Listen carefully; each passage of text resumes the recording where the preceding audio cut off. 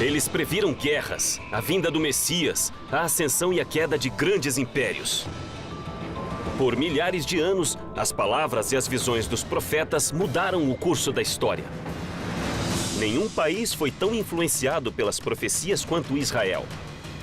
Desde visões de uma grande rebelião que criou os subterrâneos... É incrível. Infiltrou uma cidade e construiu um reino... Escavado como parte de um esforço militar para lutar contra os romanos. Ao massacre de milhares de bebês... São claramente ossos de crianças pequenas. Ordenado por um governante ameaçado pela profecia de um rei recém-nascido... Este é o lugar mais sagrado na Terra. Foi aqui que Jesus nasceu. E uma fábrica de armas, secreta e moderna, oculta sob uma lavanderia. Vamos retirar as camadas do tempo em cidades ocultas e conhecer as profecias do subterrâneo.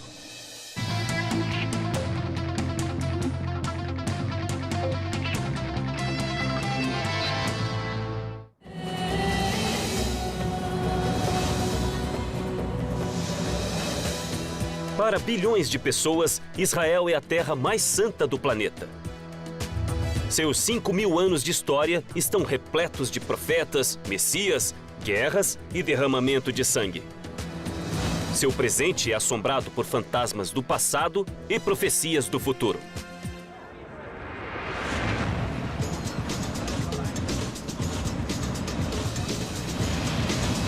Eu sou Don Wildman e estou em Jerusalém, uma cidade que há milhares de anos é influenciada por profecias, como as promessas do novo reino de Deus aqui na Terra.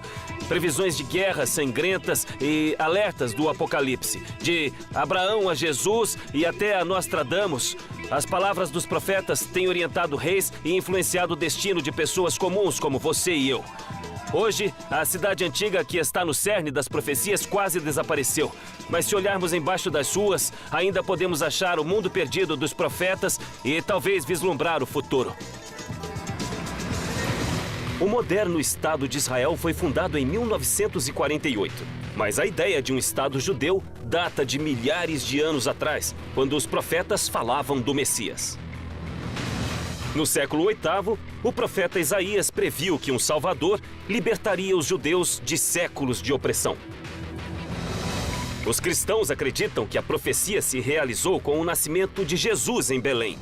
Mas outra profecia, mais sombria e oculta nos subterrâneos, falava do massacre de milhares de judeus.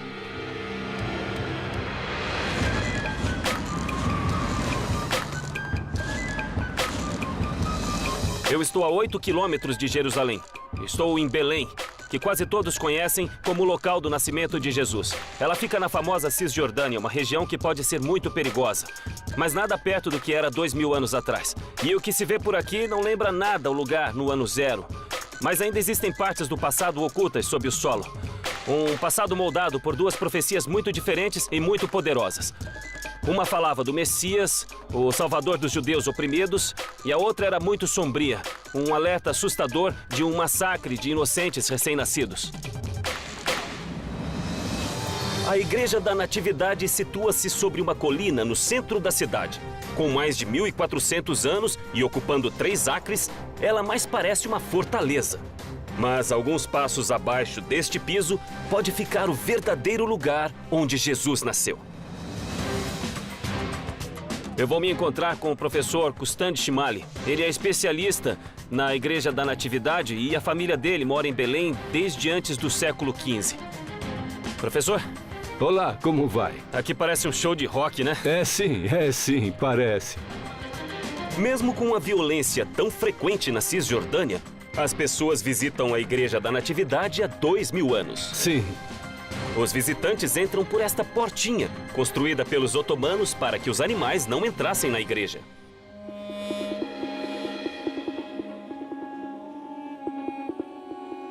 Que bonito. Ela é pequena comparada ao que se vê na Europa. É, mas é linda. Mas este é um dos locais mais sagrados da Terra. Com certeza. E é a igreja mais antiga do mundo. A igreja não é um marco arquitetônico. Mas para milhões de pessoas em todo o mundo, o local em que 2 profecias foram cumpridas situa-se em uma caverna escura sob o piso da igreja.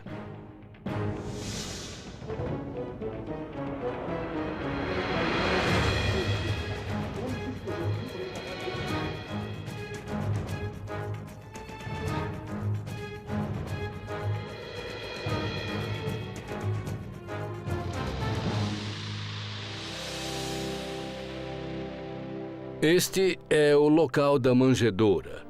Sei. Depois do nascimento de Jesus, sua mãe Maria o pegou e colocou na manjedoura neste local. E realmente dá pra ver a parede de pedra. Sim, Esta é a caverna sim. onde estavam.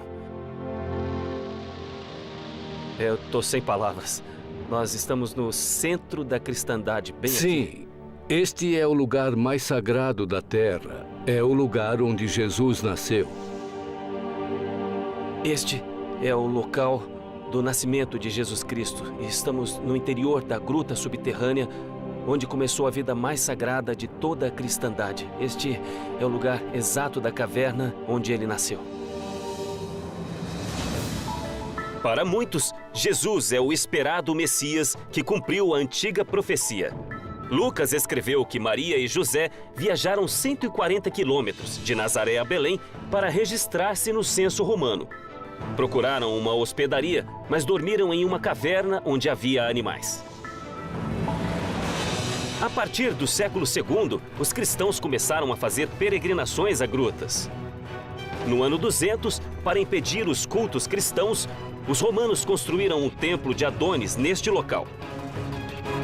No ano 326, quando o cristianismo era a religião dominante do Império Romano Oriental, o imperador Constantino derrubou o templo e construiu uma igreja.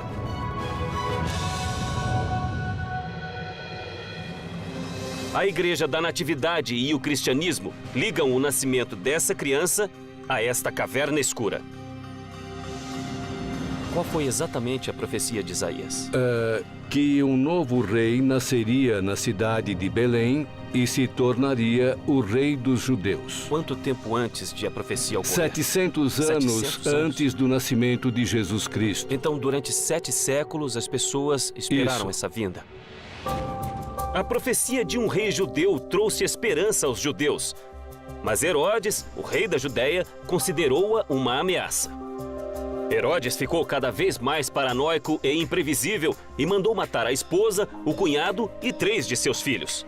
Houve um atentado a Herodes e um grupo de judeus, os fariseus, anunciou a vinda de um Messias. Segundo Mateus, os 3 reis magos vieram do leste, de acordo com outra profecia antiga, a profecia da estrela, que também previa quando e onde o Salvador nasceria. Os reis magos perguntaram a Herodes onde estava aquele que nasceu como rei dos judeus. Ele tinha medo por causa da profecia de Isaías de que um novo rei iria nascer. Ele estava aterrorizado e, como era um homem violento, reagiu com raiva. O que aconteceu foi registrado por Mateus. Esse é o único registro da história, mas seu legado deu forma ao cristianismo desde o nascimento de Jesus. 9 metros abaixo do solo, existe uma triste lembrança de um tirano desesperado por poder. Segundo Mateus, Herodes ordenou o massacre de todos os meninos de Belém com menos de 2 anos. Olha os ossos que estão alinhados e empilhados sob os túmulos. O que esses ossos representam? O massacre dos inocentes ordenado pelo rei Herodes. E quantos foram mortos? Alguns estimam que foram 6.000. Segundo os evangelhos, um anjo avisou José para levar Maria e Jesus ao Egito. Pouco depois, Herodes faleceu por causas naturais. Os ossos dos bebês mortos foram espalhados em túmulos pela cidade. Os ossos recuperados foram trazidos para cá. Esses ossos soltos foram trazidos dos túmulos para cá e colocados em pilhas aqui para serem vistos. Pode-se realmente ver como os ossos são pequenos. Esses claramente são ossos de crianças. O massacre de inocentes é uma história de um tirano atormentado pela paranoia e impelido a um mal inimaginável pela força da profecia. Mas a profecia de um grande rei judeu já era conhecida antes dessa época. No coração de Jerusalém estão as ruínas de uma fortaleza construída pelo primeiro rei dos judeus. Os túneis que passam sob ela foram palco de uma batalha sangrenta, prevista em outra profecia.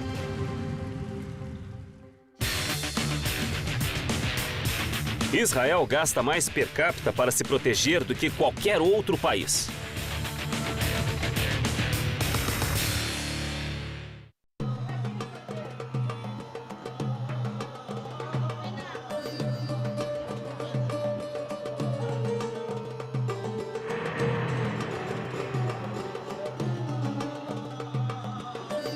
Hoje, Jerusalém é a capital do Estado de Israel. Em 130 quilômetros quadrados moram mais de 700 mil judeus, muçulmanos e cristãos.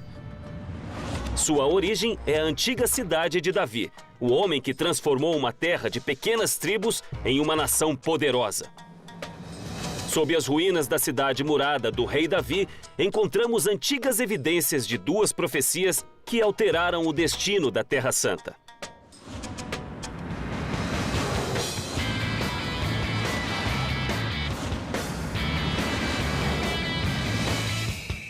Eu estou a caminho da cidade de Davi. Ela fica bem ali, no final daquela colina. Esta é a origem da antiga Jerusalém, o lugar onde tudo começou. Foi construída milhares de anos atrás, no tempo em que o mundo era abalado pela palavra dos profetas, homens que se acreditavam escolhidos por Deus para transmitir sua mensagem. Eles previam tudo, de desastres naturais como terremotos e inundações, a batalhas sangrentas e o declínio de impérios. De fato, eles até previram a destruição deste mesmo local. Sabem de uma coisa? Eles acertaram em cheio. As ruínas da cidade de Davi situam-se ao sul do Monte do Templo, a colina do lendário Templo de Salomão. Eu vou me encontrar com Sharash Lo. Esse homem explorou cada centímetro do mundo sob a cidade de Davi. Vamos descobrir como as profecias literalmente moldaram esta cidade. Então a cidade de Davi fica sobre uma colina. Sim, boa parte dela está sob nossos pés. E por que neste local que a cidade se situa? Porque este é o único lugar em que existe água nos montes de Judá.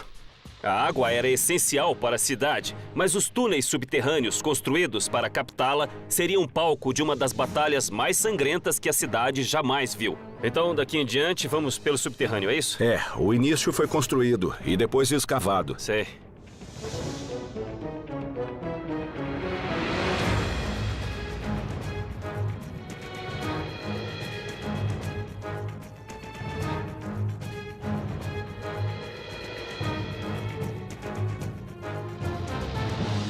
Nossa, então fica mais antigo a partir daqui. Sim, daqui até chegar na água. Estamos, na verdade, na entrada original da fonte da cidade de Davi. Sim. E estas paredes foram escavadas, então isso tem milhares de anos. Desde o tempo de Abraão. Que maravilha. Há mais de 5.000 anos, Jerusalém foi fundada por um pequeno grupo de pessoas, atraído pelas águas da fonte de Gihon e pela defesa natural fornecida pelas altas colinas. Durante os 2.000 anos seguintes, foram erguidas muralhas para protegê-la das tribos rivais. Mas as mesmas muralhas que afastavam o inimigo também bloqueavam o acesso àquela que era a única fonte de água da cidade. Por volta de 2000 a.C., os canaanitas escavaram um aqueduto secreto que ligava a fonte e a cidade. Além de abastecer a cidade com água, esse túnel teve papel crucial em uma batalha em Jerusalém. Bom, eu vou parar você aqui um instante, pois quase ninguém sabe, já que não pusemos uma placa, mas bem aqui acima da sua cabeça está a muralha da cidade antiga. Isso significa que você veio de dentro da cidade e agora está indo para fora da cidade. E a muralha da cidade está acima de nós. Aqui estamos fora da cidade. Sim, neste momento você está fora da cidade, isso mesmo. Todos os dias, os canaanitas carregavam pesados jarros de água por essa passagem até uma torre de guarda sobre a fonte e desciam escadas íngremes para coletar água em segurança. A ideia desse maravilhoso sistema era conectar as pessoas que moravam na cidade com a fonte de água. Sem essa fonte, as pessoas morreriam em cerca de 3 dias. As defesas da cidade mantiveram-se por 1000 anos. Então, no ano 1000 a.C., Davi, rei do norte de Israel, quis unificar o povo judeu sob seu comando. Famoso por ter matado o gigante Golias quando era criança, Davi tinha apenas 30 anos quando marchou para Jerusalém com um pequeno exército e uma profecia. A profecia foi basicamente feita pelo profeta Samuel. Ele disse que a partir daquele tempo, a cidade seria revelada e existiria para sempre sob a casa de Davi. Toda a casa de Davi reinaria sobre a cidade para sempre. Mesmo que fosse expulso, ele sempre retornaria. Sabemos que Davi conquistou a cidade e a governou por mais de 30 anos. Mas não há sinais de que as muralhas foram invadidas. Não há sinais de destruição. Então, como Davi conseguiu se infiltrar na cidade? Lembre-se, Davi era um jovem muito corajoso, mas ele tinha apenas algumas centenas de guerreiros e não poderia vencer as grandes muralhas da cidade se não usasse o cérebro. Segundo a Bíblia, Samuel profetizou que a vitória de Davi viria em um ataque surpresa desferido através de um cano subterrâneo usado para água. Ele conquistou a cidade não pela força, mas graças a um grupo de poucas pessoas que entrou por este sistema de água e abriu os portões para os outros. Ele veio pelo subterrâneo. Ele veio pelo subterrâneo e pegou todos de surpresa. Durante séculos, estudiosos e aventureiros buscaram um pequeno canal de água, até que os especialistas perceberam que o cano bíblico provavelmente se refere a este túnel. Todo este sistema aqui, que basicamente levava as pessoas até a água, pode ser o cano mencionado na Bíblia. Mas a passagem de Davi por esses túneis era uma parte da profecia, é isso? Claro. Pelo sistema de túneis, com 40 metros de comprimento, o rei Davi conquistou a cidade e cumpriu a visão profética de Samuel, na qual um rei poderoso criaria um reino judeu. Davi e seus descendentes governaram durante séculos, mudando a face da cidade que passou a ser a capital de um reino poderoso. Mas essa não foi a única profecia em que esses túneis tiveram um papel nas batalhas da cidade. 300 anos depois do rei Davi, Jerusalém confrontou a ameaça poderosa do exército assírio. Segundo as profecias, mais uma vez a vitória dependeria da fonte de Gihon. Estou ouvindo som de água. Sim, é que já estamos lá, bem perto da água.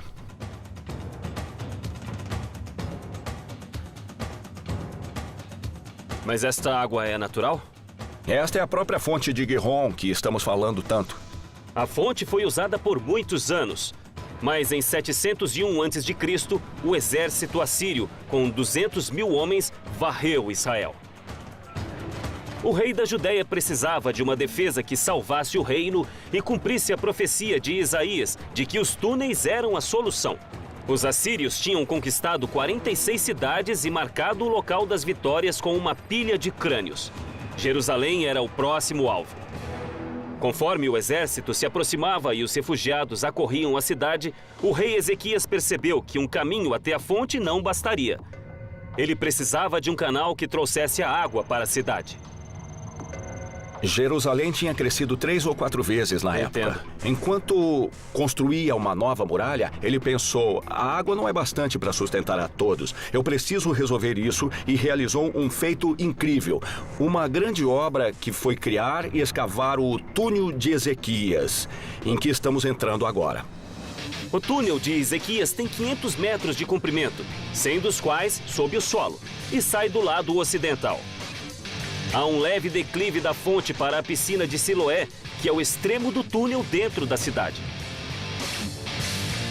Foi tudo escavado à mão e na penumbra, pois em excesso, as lâmpadas de óleo consumiriam o oxigênio.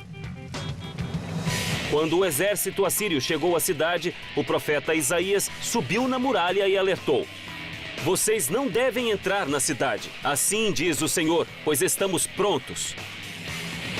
Bom, Isaías sabia que uma nova muralha e este incrível sistema tinham sido construídos. Então este era o conhecimento secreto que Isaías tinha quando fez a profecia? Era. Os assírios sitiaram a cidade por meses, até que foram dizimados por uma praga e recuaram, cumprindo a profecia de Isaías. É por causa desta água, então, que Jerusalém existe hoje? Achamos que sim. É incrível.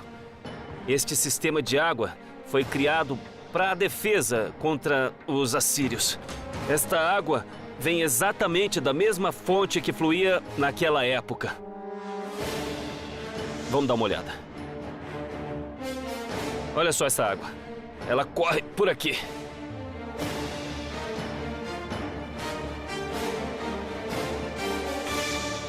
Olha como este túnel é longo. Ele continua nas duas direções. Este túnel é o alicerce da antiga Jerusalém e faz parte de uma profecia. Um profeta disse que o túnel salvaria a cidade. A destruição da cidade foi profetizada. e a destruição do templo, todas essas profecias empilham-se uma sobre a outra e constroem uma lenda que é Jerusalém. Mas o único modo de chegar ao fundo da lenda é descer aqui, até aqui no subterrâneo.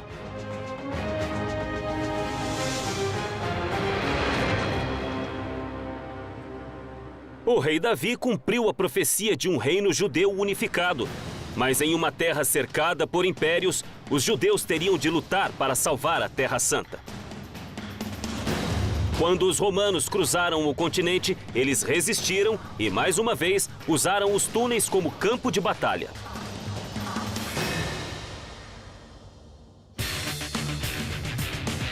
O celular, a mensagem instantânea, o firewall e a mensagem de voz foram inventados em Israel.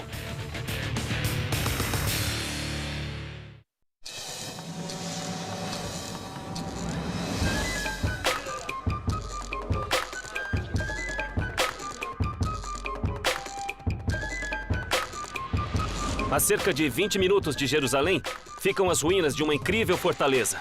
Ela se chama Heródion e seu nome vem do rei Herodes, que é famoso por suas incríveis obras de engenharia e também por seu comportamento imprevisível. Mas seus subterrâneos ocultam uma história diferente. A história de uma profecia tragicamente frustrada, de um derramamento de sangue em grande escala e de uma tragédia de proporções bíblicas. Embaixo dessa enorme montanha feita pelo homem, há um sistema de cisternas e túneis que teve papel crucial em uma das maiores revoltas do mundo antigo. Ela foi liderada por um lendário comandante judeu e impulsionada por uma antiga profecia de um Messias. Para os cristãos, ela se cumpriu com o nascimento de Cristo. Vou encontrar o Dr. Barkai, um arqueólogo israelense especializado no passado do Heródion. Bem-vindo ao Heródion. Obrigado. Protegido por uma fortaleza e apoiado pelos romanos, Herodes governou a Judéia por 34 anos, mas seu reino não durou. Depois da morte de Herodes, as lutas internas e a opressão romana provocaram uma revolta, iniciada no ano 66. Nos anos seguintes, os romanos mataram ou escravizaram muitos judeus. O grande templo em Jerusalém foi destruído e a fortaleza do Heródion desintegrou-se. Nossa, então aqui era o palácio. Este é o Palácio da Montanha. Foi acrescentado a um palácio muito maior que ficava abaixo. No ano 132, 60 anos depois da primeira revolta, essas cisternas abandonadas foram usadas para outro propósito quando a Judéia foi surpreendida por uma nova revolta.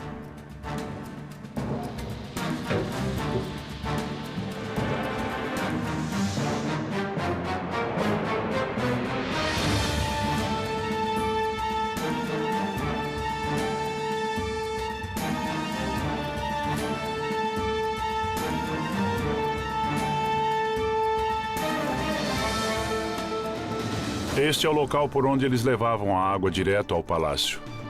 Tudo isto foi escavado. Tudo foi escavado, quase todas as cisternas originais. Saímos em outro lugar. O que é isto? Esta é uma das cisternas originais de Herodes o Grande. Podemos ver algumas marcas da água.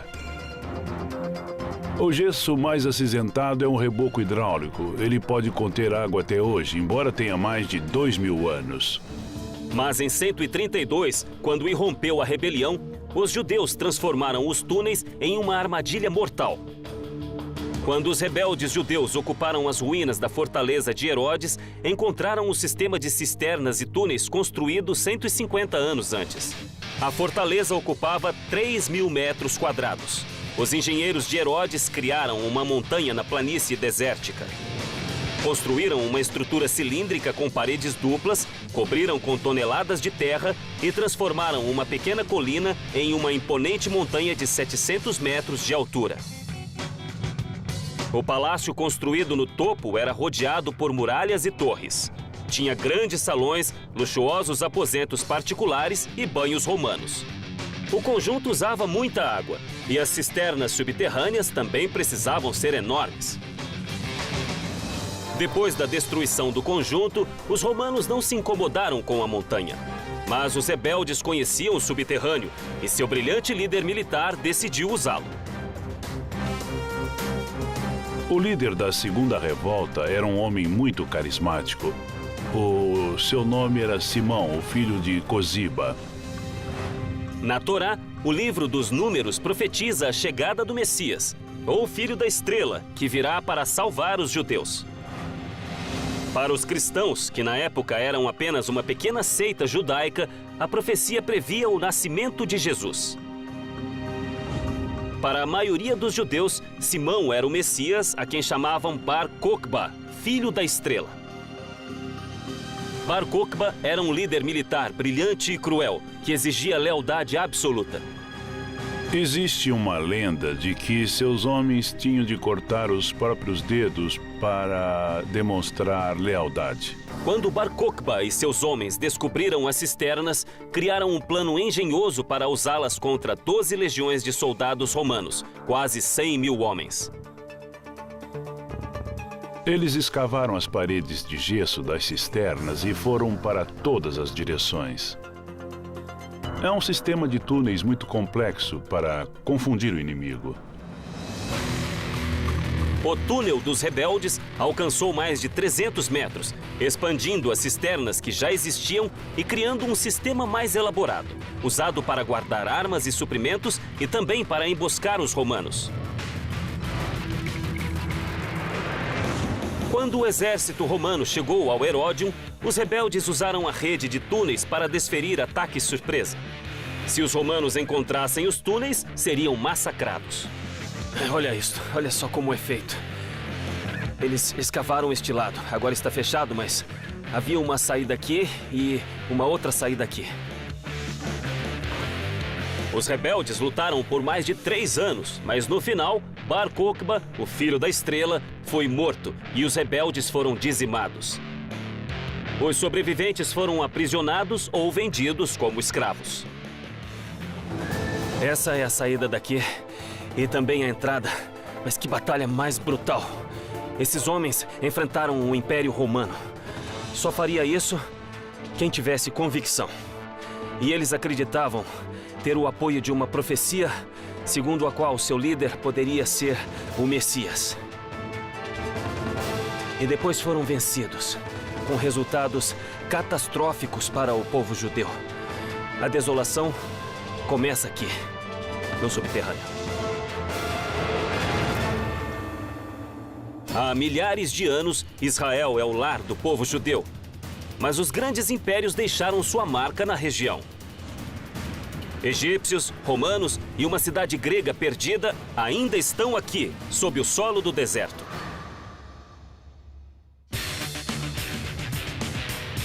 Israel tem o maior número de universitários formados per capita no mundo.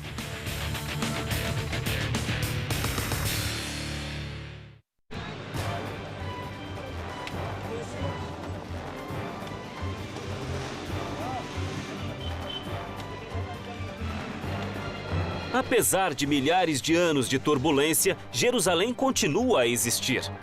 Mas uma cidade próxima teve outro destino. Ela foi varrida da face da terra há 2000 anos.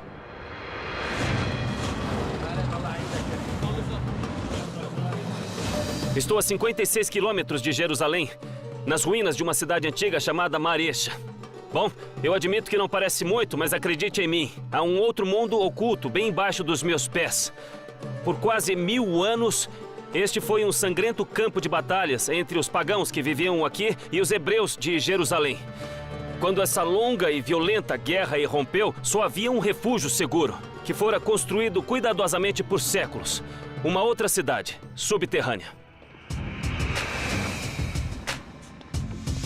Vou me encontrar com Nahum Sagiv, um arqueólogo que irá me mostrar o subterrâneo. Nahum? Olá, Dom. Como vai? Então, esta é Maresha. Sim, você vê que temos as ruínas da antiga cidade de Maresha. As descobertas aqui vêm do período helênico, ou seja, do 3º e do 2º séculos antes de Cristo. E a cidade era densa? Havia muitos prédios? Estamos falando de 10 mil pessoas juntas. Já havia pessoas aqui 900 anos antes de Cristo, mas Maresha floresceu no século IV antes de Cristo, quando Alexandre o Grande conquistou a região. Ele pretendia expandir a cultura grega e Marecha tornou-se um centro vital para a sociedade helênica, atraindo outros pagãos durante 200 anos. O reino de Alexandre fora previsto pelo profeta Daniel, mas não era difícil prever problemas para uma cidade pagã no centro do território judeu. Em 113 a.C., uma guerra decisiva com os Macabeus, guerreiros judeus vindos de Jerusalém, destruiu o sonho de uma grande sociedade grega e transformou Marecha em cidade fantasma. Hoje Marecha desapareceu, mas o mundo subterrâneo de Alexandre o Grande ainda está aqui.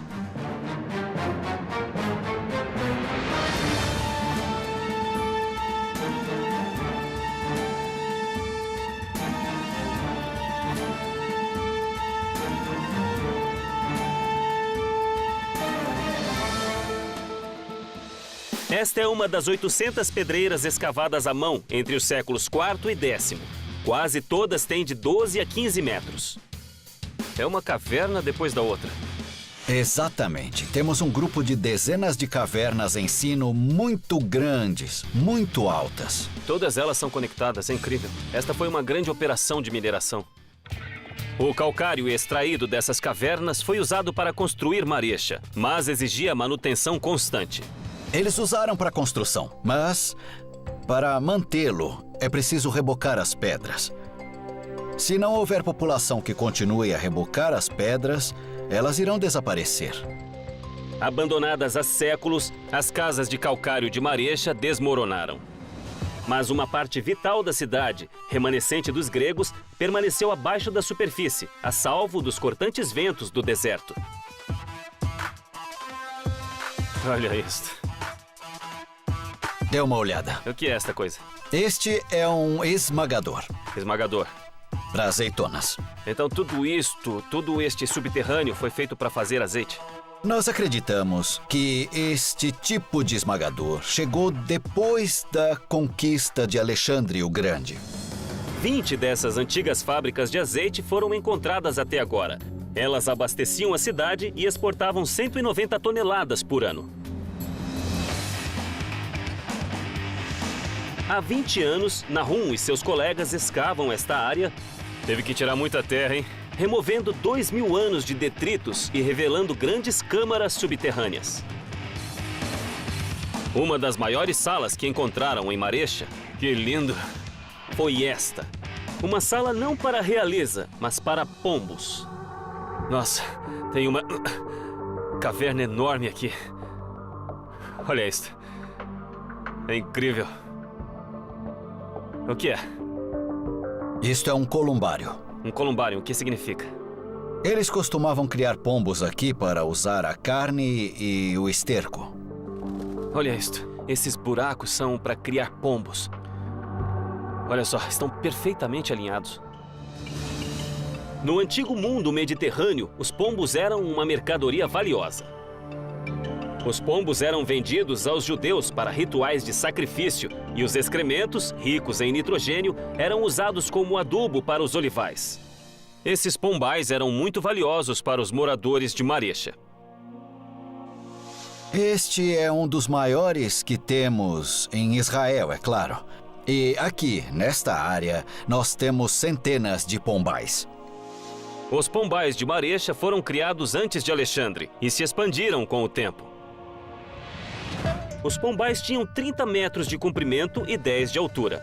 Foram escavados em pedreiras de calcário sob a cidade e ampliados cuidadosamente para não provocar desabamento. Os construtores fizeram passagens para que os pombos entrassem e saíssem, mas com aberturas mínimas para barrar o ar seco do deserto que endureceria o calcário. Como a rocha permaneceu macia e fácil de escavar, os pombais foram ampliados para baixo. Marecha era próspera e pagã, e se tornou um alvo quando o líder judeu João Hircano subiu ao poder em 135 a.C. 22 anos depois, ele atacou a cidade. Pouco se sabe sobre a batalha, a não ser o resultado. Hircano I conquistou toda a região e obrigou o povo a se converter ao judaísmo. Então quer dizer que ele baixou uma lei. Ou você se converte ao judaísmo ou então morre. Exatamente. E muitas pessoas acabaram morrendo. Eles tinham seu modo de vida. Tinham muito a perder, então rejeitaram a ordem e pagaram com a vida. Alguns conseguiram escapar, mas em 40 a.C., a rica Maresha estava em ruínas. Por toda parte nesta terra, há derramamento de sangue, guerra e aniquilação. Civilizações esmagadas. Mas esta também é a história de incríveis feitos de engenharia, de sobrevivência sob as mais difíceis circunstâncias. E o lugar onde mais se encontram esses milagres, feitos pelo homem, fica bem aqui, no subterrâneo. A luta pelo controle de Israel já dura milhares de anos e não é história antiga. A profecia que levou o rei Davi a unir os judeus há 3.000 anos ainda é uma força atuante em Israel. Embaixo desta lavanderia, existem evidências de que os rebeldes antigos tinham algo em comum com os modernos: o subterrâneo. A palavra Amém aparece 773.692 vezes na Bíblia.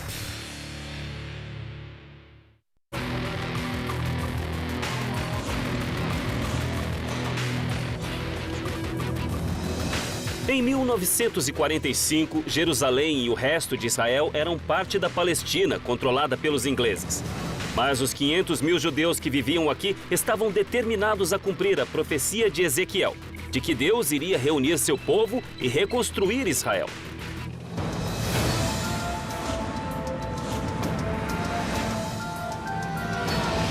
Este kibbutz fica no centro de Israel. Ele é uma comunidade em que todos compartilham a terra e contribuem para o bem geral do grupo. Mas 60 anos atrás, esta comunidade pacífica e idealista ocultava um segredo militar. Bem diante dos ingleses que ocupavam esta área na época, a resistência judia criou uma fábrica de armas secreta, no porão daquilo que aparentemente era uma lavanderia totalmente inocente. Situado apenas 45 quilômetros a noroeste de Jerusalém, o pequeno kibbutz Ayalon teve importante papel na criação de Israel. Eu vou me encontrar com Shalom Hillel, que realmente trabalhou nesta fábrica secreta e pessoalmente ajudou a montá-la. Ele está bem ali. Shalom? Bem-vindo. Bem-vindo ao Instituto Ayalon. Muito obrigado. É uma honra. Shalom Hillel, um dos fundadores de Israel, foi voluntário da Haganah, uma organização paramilitar judia secreta. Desafiando os vizinhos árabes hostis e as forças de ocupação inglesas, Shlomo arriscou a vida nesse kibbutz. Aqui embaixo? Sim. Por favor. Então, existe uma fábrica de armas secreta sob nossos pés. Isso mesmo. Faz muito barulho. Como nunca descobriram que estava aqui? Precisávamos desta máquina de lavar. Ela tinha de funcionar o dia inteiro. Entendo. Para fazer um barulho que cobrisse outros ruídos Isso que aqui houvesse. faz muito barulho? Faz barulho a funcionar, sem mesmo? dúvida. Vamos ver. Ah, muito bom. Esse barulho encobria a fábrica, Era né? esse barulho, sim. E funciona muito bem. Como parte da operação de disfarce, o kibbutz começou a lavar a roupa dos oficiais ingleses. Vocês lavavam as roupas dos ingleses de quem queriam ocultar isto? Sim, eles ficavam satisfeitos porque fazíamos um bom trabalho. E o que teria acontecido com vocês se descobrissem? Eles teriam prendido? Teriam... Não, provavelmente mais que isso, porque havia pena de morte para quem produzisse armas. Tá falando de garotos de 17 anos. 17 anos, você tinha 22. Eu era o mais velho. A vida dos jovens dependia de manter a fábrica em segredo sob a fachada da vida cotidiana. Nossa, olha só isso. É muito bom. Olha só. Era preciso ser rápido naquela época. Com certeza. Não se podia demorar muito tempo. Esta era a fachada. É surpreendente. Esta é uma história incrível.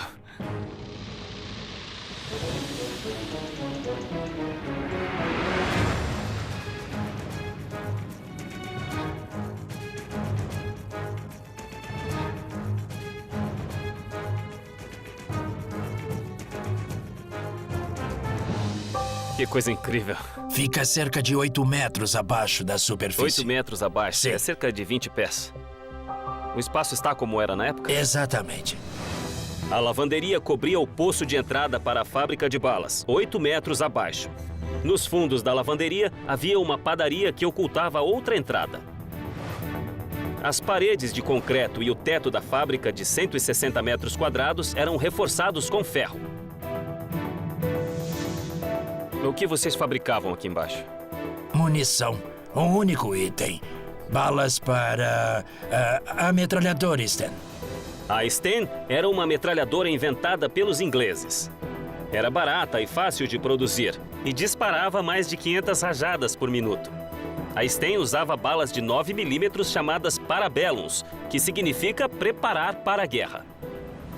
Chilomo e os outros na fábrica produziram mais de 2 milhões de balas em segredo total, na tentativa de cumprir a profecia de Ezequiel de reunir os judeus e criar Israel.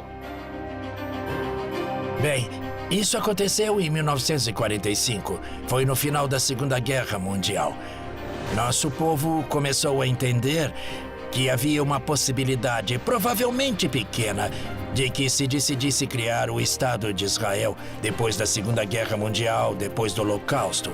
Seria muito diferente, porque nós teríamos de enfrentar os exércitos dos países árabes vizinhos. E vocês sabiam que estariam sob ataque. Hoje, Israel tem um dos exércitos mais poderosos do mundo e ainda está cercado por inimigos. Em 1945, os colonos judeus estavam desarmados e corriam perigo. Os jovens do kibbutz de Ayalon decidiram fazer algo. Construíram a fábrica de armas e contrabandearam os equipamentos da Polônia. Como funcionava? Me conte como é que vocês faziam as balas. Bem, tudo isso funcionava com eletricidade e fazia muito barulho quando estava ligado. Nossa, olha, era assim que isso funcionava. Era assim, sim. Então, isto é o resultado do metal que era processado, estirado e moldado na bala Era que preciso conhecemos. cortar do tamanho exato da bala. Circuncidávamos a bala. Entenda, a Circuncidavam bala. a bala. Então, ao longo desta linha de produção, havia rapazes e moças, homens e mulheres jovens Isso. trabalhando em um processo que desconheciam totalmente até que eles se viram numa Não. operação secreta. Na superfície, havia milhares de soldados britânicos acampados nas proximidades, mas o maior perigo estava na fábrica. Se algo desse errado aqui, não tinha saída. E as paredes Isso aguentariam? podia ter explodido e matado todo mesmo. mundo aqui dentro. Com certeza. Porque estávamos lidando com pólvora, com dinamite. Mas as balas tinham de ser testadas e a poucos metros do material explosivo, eles criaram uma galeria de tiro. Então, esta é a galeria de tiro. Todos Sim. os dias a qualidade do produto era testada Sim, aqui é isso dentro mesmo, era assim. da própria fábrica. Sim, e na minha opinião, isso era perigoso demais. Apesar dos riscos, não houve acidentes fatais em Ayalon e eles nunca foram descobertos, prova do bom planejamento dessa operação subterrânea. Eles tinham até uma cabine de bronzeamento para parecer que os trabalhadores haviam estado ao ar livre. É incrível o número de detalhes com que tinham que se preocupar. A menor suspeita podia ter sido o fim de todos nós. Vocês viviam um filme de espionagem. Bem, isso foi parte da nossa vida. Isso é, na época, fazíamos isso porque nós sabíamos que nosso trabalho tinha de ser feito e fizemos. Sentíamos satisfação por estar fazendo algo que sabíamos que era importante para a nossa sobrevivência. É impressionante.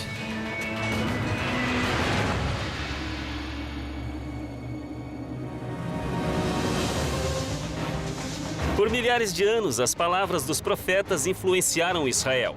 Da promessa de um Salvador a alertas de guerra e previsões do futuro da humanidade. Os dias dos profetas terminaram, mas no século XXI, suas antigas visões ainda assombram o futuro.